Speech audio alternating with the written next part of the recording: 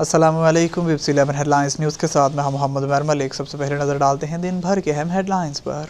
सदर ममलकत डॉक्टर आरिफ अलवी ने कहा है कि इमरान खान को गिरफ्तार किया गया तो इसका शदीद अवामी रद्द-ए-अमल आएगा। सीनियर सहाफ़ियों से गुफ्तगू करते हुए सदर ममलकत का कहना था कि इमरान खान की गिरफ्तारी पर मज़ीद हालात ख़राब होंगे, ऐसे नहीं होना चाहिए क्योंकि शदीद अवामी रद्द-ए-अमल आएगा। इन्होंने कहा कि फवाद चौधरी के मामले पर पार्टी ने मुझसे कोई बात नहीं की, इन्हें जिस तरह हथकड़ियाँ लगाई गई शर्म आनी चाहिए।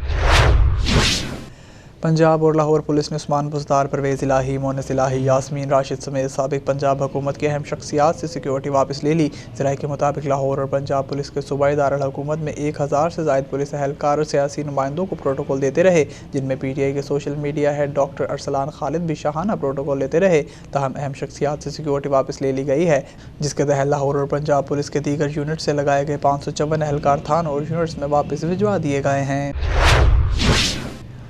अमरीकी अखबार फाइनेंशियल टाइम्स का कहना है कि पाकिस्तान मईशत दिवालिया होने की करीब पहुंच चुकी है। फाइनेंशियल टाइम्स की रिपोर्ट के मुताबिक पाकिस्तान में ज़र मुबादला के ज़खायर कम हो गए हैं। जनवरी की 23 तारीख को होने वाली बिजली के मुलक्कीर ब्रेक डाउन ने मुश्किलात में मज़ीद इजाफा कर दिया है।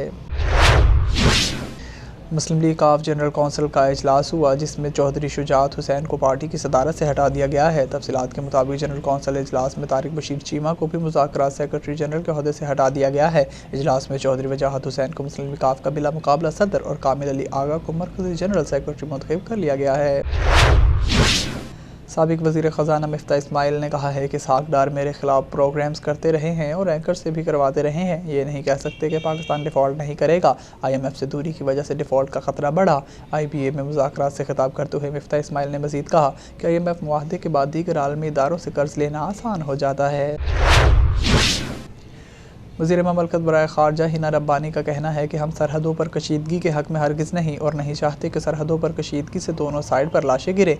सेनेट इजलास में वक्फ़ा सवालात के दौरान हिना रब्बानी खर ने कहा कि हम खित्ते में खून नहीं बहाना चाहते क्योंकि हमारी पॉलिसी बहुत वाज़िया है कि हम खित्ते में अमन और इस्तेहकाम चाहते हैं। हमें सियासत के बजाय रियासती पॉलिसी को अपनाना होगा।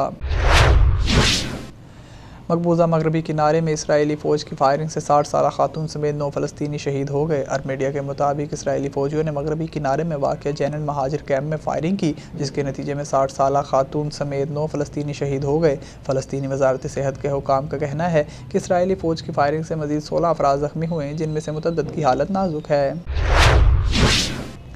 पाकिस्तान सुपर लीग PSL के 8वें सीज़न के आगाज़ से कबल ही इजाफी कमक तलब करना पड़ गई।